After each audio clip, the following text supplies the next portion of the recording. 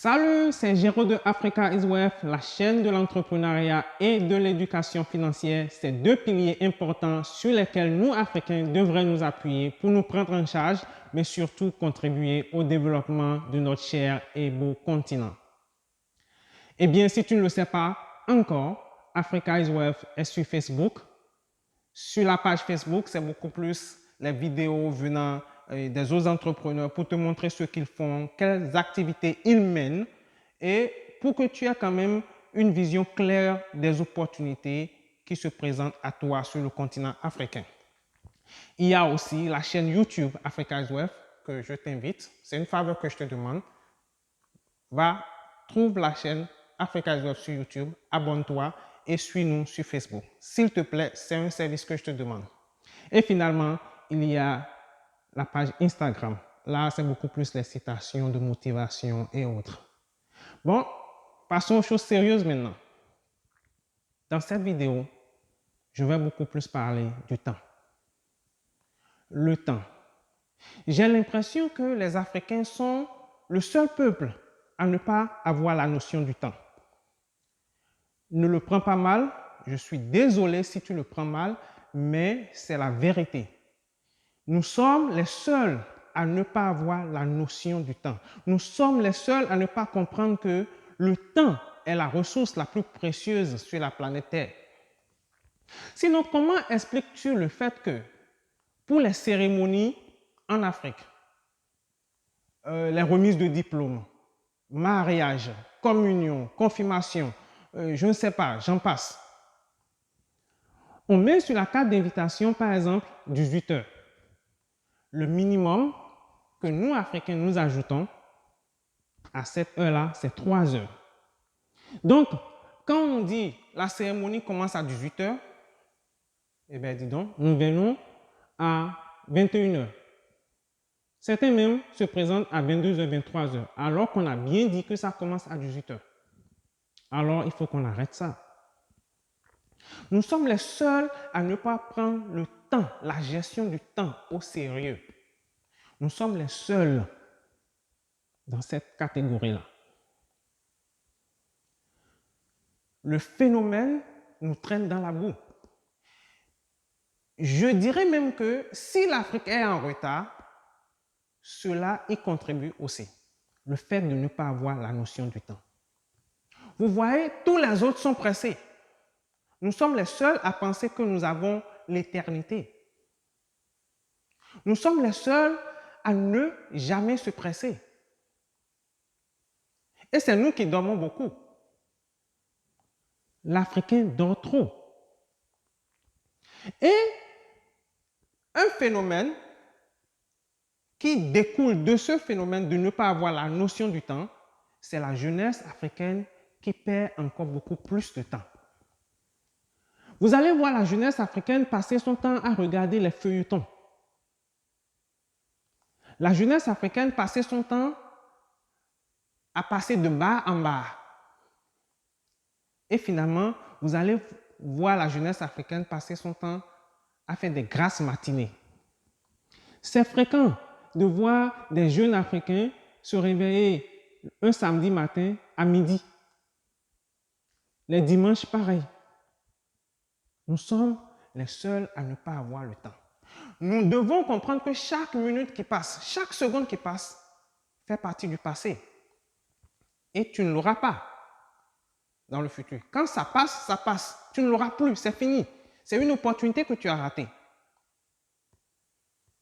Alors, tu as 24 heures dans une journée. Qu'est-ce que tu fais de tes 24 heures?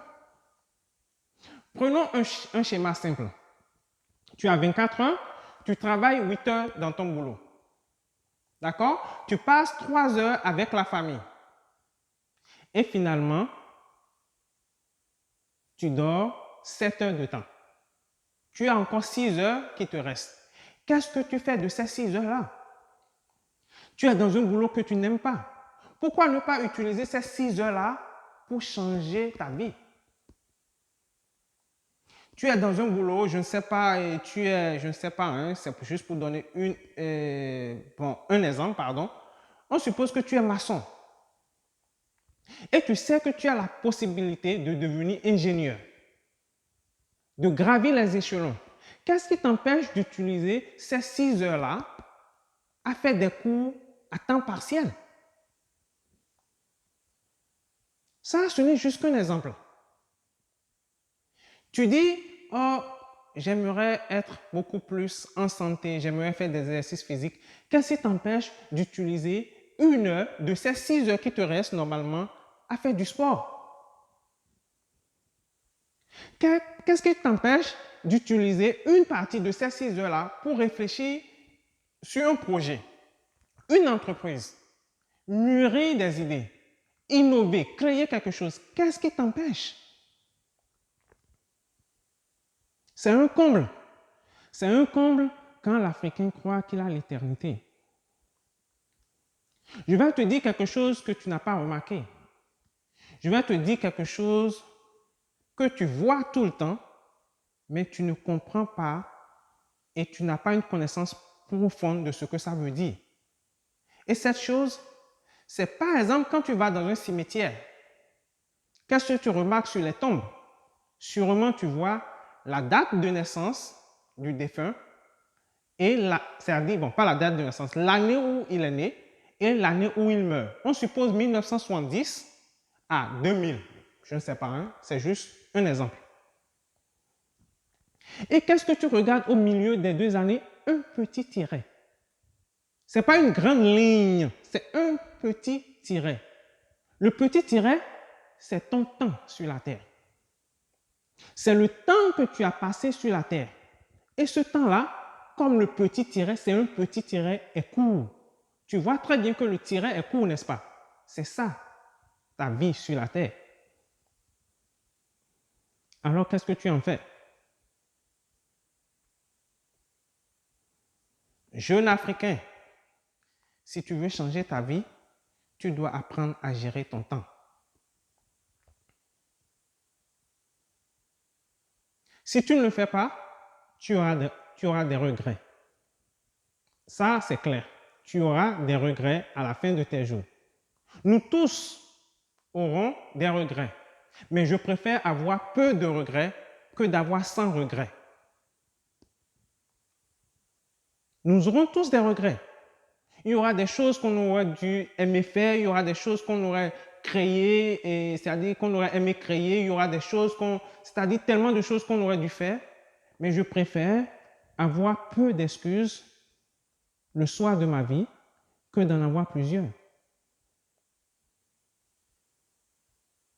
C'est aberrant de voir la jeunesse africaine à s'asseoir sous les arbres, dans les quartiers, à se lamenter, alors qu'ils ont la richesse autour d'eux. Il y a des ressources qu'ils peuvent prendre, réfléchir, innover, créer. Nous sommes toujours là et ce sont les étrangers qui viennent. Ce que nous laissons, ce que nous ne voulons pas travailler, les étrangers, eux, ils viennent, ils prennent ça et ils créent un business, ils créent un projet autour et nous sommes là à les acclamer. Ce sont nos ressources qu'ils utilisent pour s'enrichir, pour écrire leur histoire et nous sommes là à ne rien écrire. Nous n'écrivons aucune histoire. Bon, je dois avouer quand même que ça commence à changer. Parce que je me rappelle, quand j'étais enfant, dans les rues de Porto-Novo et de Cotonou au Bénin, la jeunesse africaine ne cherchait qu'à voyager. C'était ça. Tout le monde voulait aller en Europe, aux États-Unis, je ne sais pas, en Allemagne, ainsi de suite. Mais de nos jours, je vois de plus en plus de jeunes croire en l'Afrique. Mais toujours est-il que nous n'avons pas la notion du temps. Dans les pays développés, les gens travaillent même plus que nous qui ne sommes pas encore développés. Qu'est-ce que cela veut dire? Ça veut dire tout simplement que nous ne faisons pas assez. Je veux donc bien croire que, après m'avoir écouté, tu vas décider de changer le tir. Tu vas décider d'opérer un changement radical. Le temps, comme nous le disons, c'est de l'argent. On dit souvent en anglais, I'm going to spend my time on. Note bien le verbe spend my time. Le temps, c'est une commodité. Cette simple notion, j'aurais aimé qu'on me l'apprenne dès mon bas âge. Mais comme je suis né dans une communauté africaine, dans une société africaine où personne n'a la notion du temps, on ne me l'a jamais appris. Mais je rends grâce qu'aujourd'hui j'ai compris. Et je ne m'amuse plus avec mon temps. Nous répétons tout le temps c'est de l'argent. Mais au fait, nous ne comprenons pas ce que nous disons. Alors frères et sœurs, j'espère que tu as compris ce message. Et j'espère de tout mon cœur que tu effectueras des changements, surtout sur la façon dont tu gères ton temps. Je viens de te donner un exemple simple. En 24 heures, tu dors 7 heures, tu travailles 8 heures, 3 heures pour la famille, ou si tu veux 4 heures, et tu as 5 à 6 heures qui te restent. Ces 5 à 6 heures-là peuvent changer ta vie. Tout dépend de comment tu les utilises. Le riche a 24 heures. Le pauvre aussi a 24 heures. C'est la façon dont ils utilisent leur temps qui diffère. Et c'est cette différence-là que nous voyons dans ce qu'ils ont créé, ce qu'ils ont fait de leur vie. L'autre travaille, il réfléchit sur comment créer une entreprise, comment monter un software, comment avoir des diplômes, comment changer sa vie, comment avoir une bonne santé, pendant que l'autre, il dort, il est dans les bars, il est le colporteur du quartier, c'est lui qui parle des gens, c'est lui qui insulte les gens sur Facebook, c'est lui qui, au fait, insulte tout le monde. Lui, il est parfait et les autres sont mauvais. C'était Géraud de Africa is Wealth. Je compte te retrouver dans la prochaine vidéo. N'oublie pas de t'abonner à la page Africa is Wealth sur YouTube, de me suivre aussi à travers la page Africa is Wealth sur Facebook et aussi sur Instagram, toujours Africa is Wealth. Donc, tu sais exactement là où me trouver. À la prochaine.